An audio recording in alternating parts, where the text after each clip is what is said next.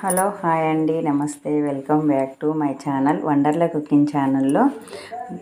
ఈరోజు ఒక చిన్న టిప్ చెప్తున్నాండి. ఏంటంటే మనకు చలికాలం స్టార్ట్ అయిందండి. అందుకని మన ఇడ్లీ కానీ దోశ కానీ మనం చేసుకోవాలనుకుంటే ఇట్లా సాయంత్రం మనం రుబ్బి పెట్టినాం అనుకోండి, అది పులవకుంటుండే వరకు గట్టిగా వస్తాయి దోశలు కానీ ఇడ్లీలు కానీ.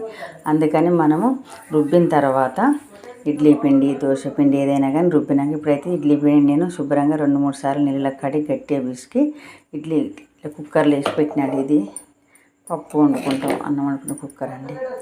దీంట్లో కుక్కర్లో పెట్టినాం అనుకోండి, అది గాలి అనేది బయటికి పోకుండా మంచిగా పులుసు బాగుంటుందండి. కడిగి పెట్టిన ఇది మినపప్పు అండి, రుబ్బుతండి. కొంచెం నీళ్ళు పోసిన రుబ్బి పెడతాం.